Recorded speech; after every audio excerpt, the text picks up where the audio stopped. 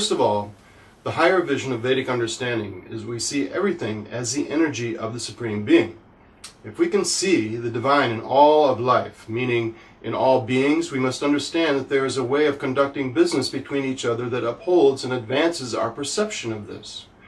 Conducting business or managing economics in a way that deliberately cheats or exploits others will harden our hearts and our sensitivity so that we become unable to perceive the divine in all living beings, and even in ourselves. Otherwise, if we see another person as only another object to exploit for our own benefit, then such a negative attitude and consciousness will only reflect back on us like a dark cancer waiting to infect us with our own just desserts. The point is, there must be integrity in all transactions and business relations. If we use the above-mentioned principle, then by seeing the divine in all living beings, we must realize we are not merely doing business with another person, but we are also doing business with the divine within that person. This means that the Supreme is also observing our every action, not only from within us, but from within the person with whom we are dealing. If the relationship has integrity, then that is fine, and we will continue in our spiritual development even while doing our business. But if there is dishonesty and cheating in our involvement, then the quick profits we make will only pave our way downward. This will not be helpful, so we must conduct ourselves, even in business, with the foundation of the Dharmic principles. We have easily seen that companies with power may produce various foods, drugs, beverages, or devices that are said to be of great benefit or are even healthy for us, or help us solve our problems with no side effect or unexpected problems. Yet, time and time again, we learn that different kinds of products have indeed been pushed on the public and have caused harmful side effects, much to the dismay, suffering, and frustration of the people. The company or even our government may deny any such possibility of injury. However, you must always keep in mind that a story presented as factual from an entity or company whose purpose is power, control, or profits is often a story not to be trusted. For example, in today's world, the use of paper currency, which only represents a value rather than being a tangible item like gold or silver coins, may be convenient to the user. But those in positions to set the value on such currency can also more easily manipulate it. This creates abstractions in the link between the paper representation and the actual gold it is supposed to be representing. At other times, the combined confidence that people and governments place in a currency may fluctuate greatly, making it especially vulnerable to times of political upheaval or war. Such currency can then become completely worthless, as we've seen when it takes practically truckloads of currency or papers to buy a loaf of bread. So anyway, the fluctuating character of this type of currency also helps separate society from nature. And nature requires balance in the environment to operate properly, while currency that only represents what is supposed to have tangible value is more easily manipulated. It is the adjustments in currency and interest values which often create stressful fluctuations for the ordinary consumers or for the general mass of people.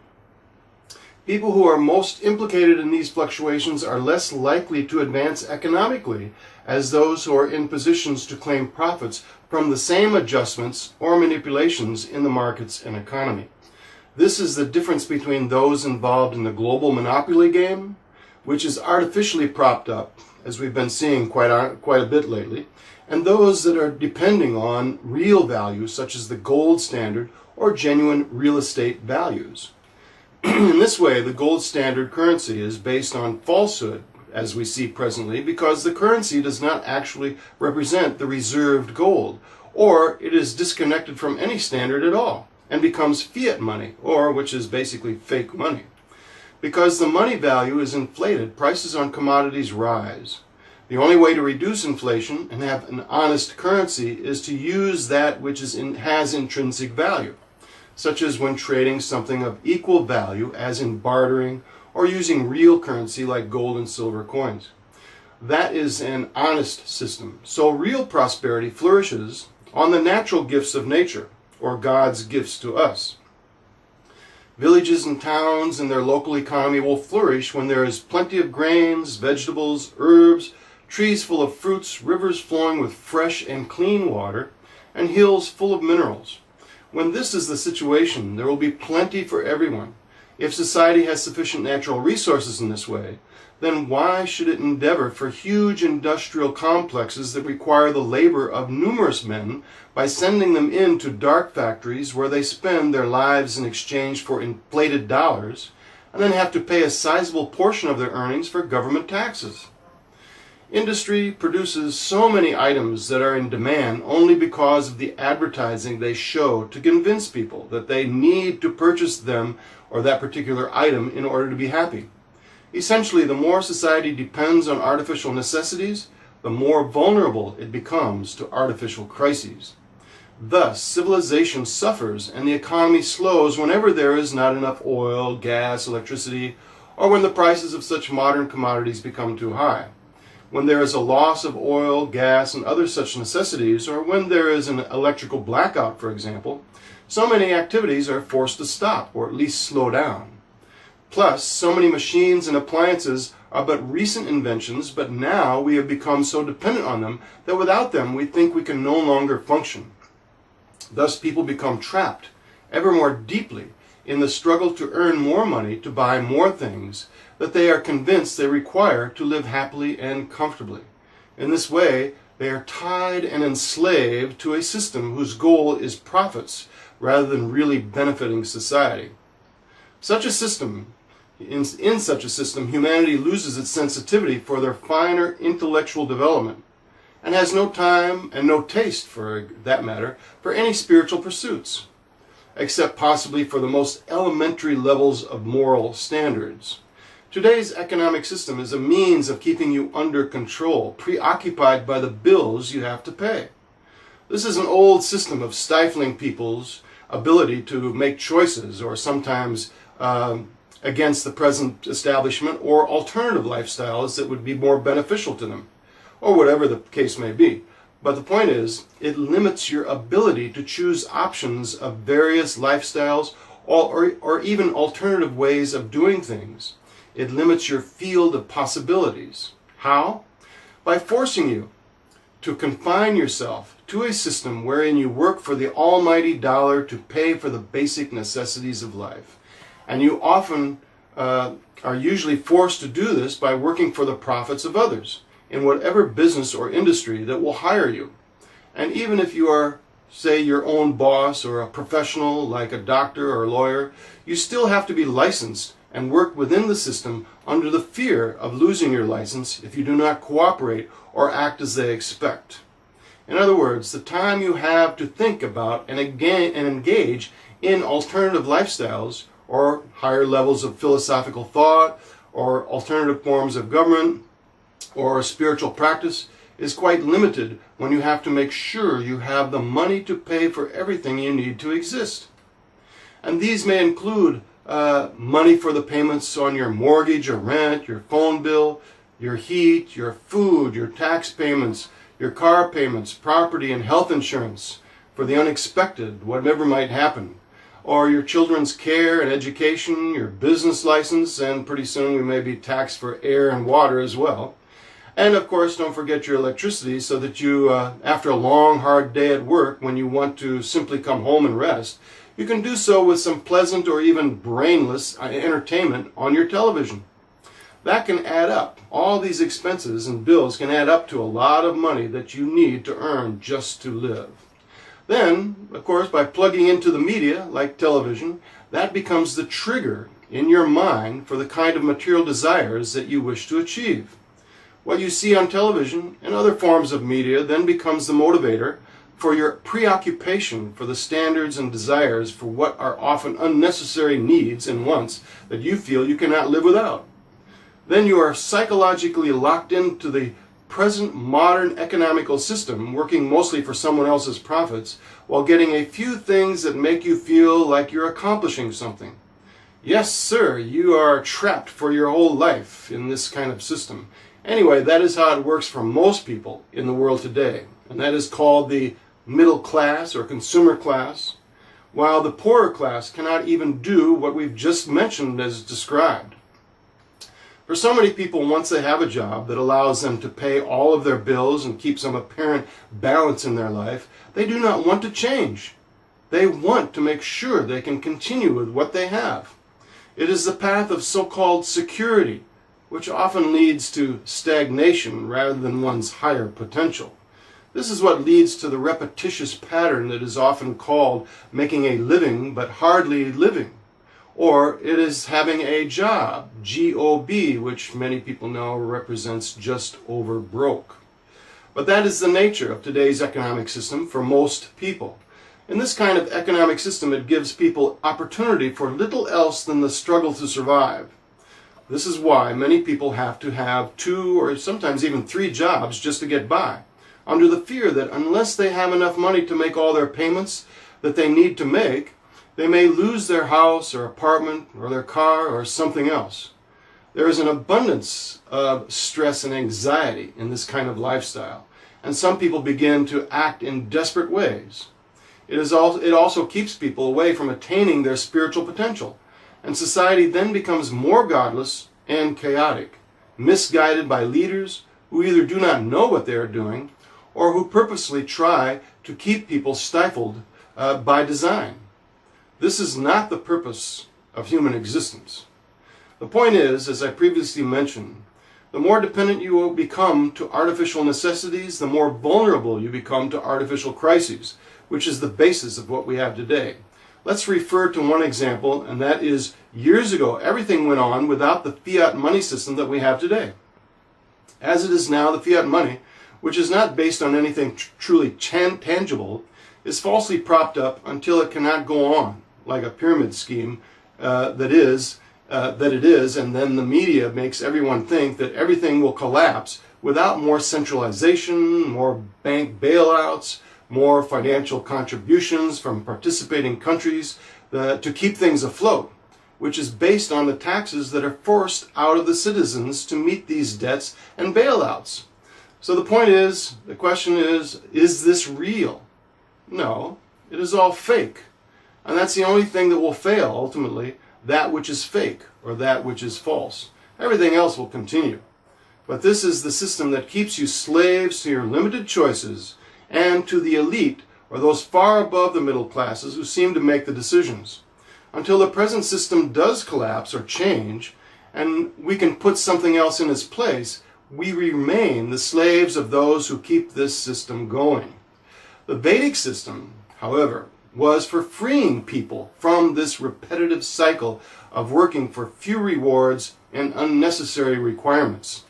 It was to free you to work for your main necessities in a simple way while still having the time and energy to reach your higher potentials through contemplation and inquiry and spiritual development, without being forced to work for the profits of someone else or spending so much time in working overtime and hard labor, things like that. So in the natural form of economy, which is the Vedic system, the basic principle of economic development is land and its produce. Whoever controls land controls food. Whosoever controls food and fuel controls the world. That is why land should always be in the hands of local farmers, so everything is shared and all people can prosper. The basis of it is to keep it as a local economy. But once large industrial or natural complexes take it, such as large tracts of land are no longer in the hands of local economy, but are controlled by large companies who have their own globalist concerns and plans for their own proceeds, then land becomes another element to manipulate profits and resources and people and even other communities and global markets. This is basically contrary to the system of the Vedic principle of keeping everything simple and in a local economy so that everybody can maintain themselves easily and more simply.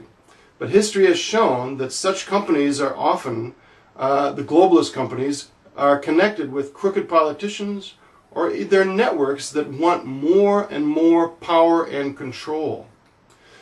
So by developing the land properly for vegetable and grain production, society can solve its eating problems. And that's the basic problem of the world anyway.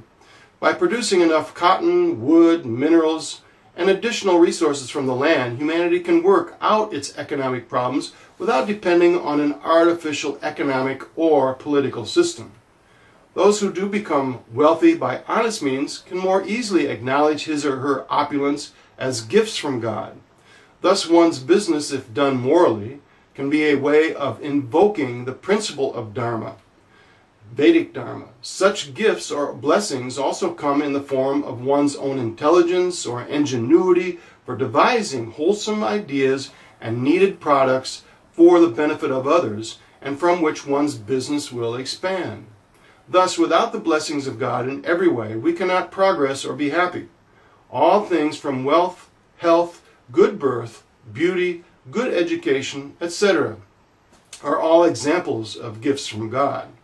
Therefore, we all must acknowledge our gratefulness, especially those who have become more successful. When a family or society offers such acknowledgement, their success and happiness can increase in a balanced and moral way. In conclusion to this line of thinking, we must recognize that one of the greatest forms of pollution in this world is that of competition. Competition for position, power, and money. It is natural to work at devising better ways of doing business and producing more effective products. Whoever has what is best will more likely succeed. Competition based on envy, jealousy, and deviousness, or simply for more money, makes individuals and companies resort to dishonorable means to get ahead, to get more market share or more customers, and ways of making products more cheaply.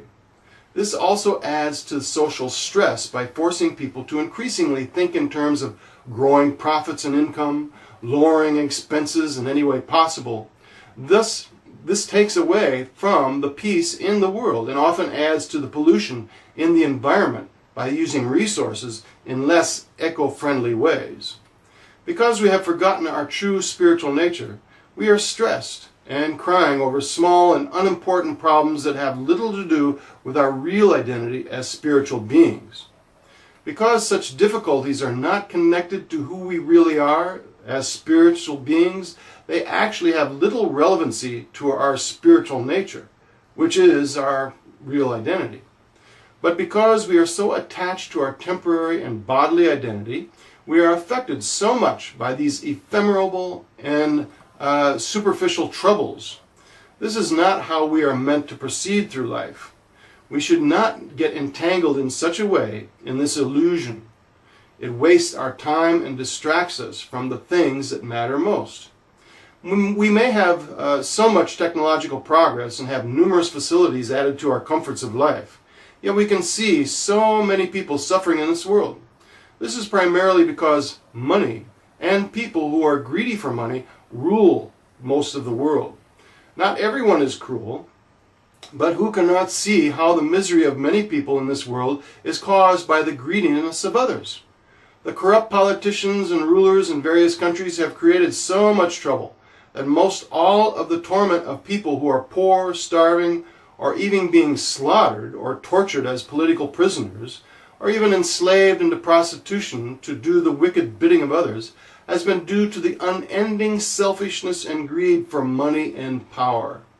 Do you think this is the way of a truly progressive world? We can plainly see that it is increasingly becoming more godless and thus more hellish. If this trend continues, society will lose its moral values and respect for life, starting with respect for each other. So people will become progressively more desperate and the world ever more lost. A new influence must rise to purify this world from the rulership of money, dirty politics, and a false and misguided economic system. We must feel the influence of spiritual knowledge, for only then can society know what is real peace and happiness and live together cooperatively. It is knowledge and awareness of our spiritual identity and our connection with the Supreme Spirit that will fill our hearts with the deep inner peace and contentment that we are all looking for. If we can progress in this way, our own happiness and peace can spread to others. That's how we can become the peacemakers and help fill society with the tranquility of such self-sufficient happiness and contentment. then our only concern will be how to relieve the suffering of others. The more people who reach this state of consciousness, the more society will be beautiful and the world will be wonderful. Then, the tendency for war and the manipulation over others because of greed for money and power will cease, and the world will live in peace. We have to be strong enough to make such a change, and then put to use the principles of Vedic Dharma to create a balanced and spiritually uplifted society. There's much more information on this topic, and you can see my website, which is www.stephen-knapp.com or stephenknapp.info, and begin to explore more of these ways and more of this information on how to apply the principles, the spiritual principles of Vedic Dharma to our lives and thus our sphere of influence.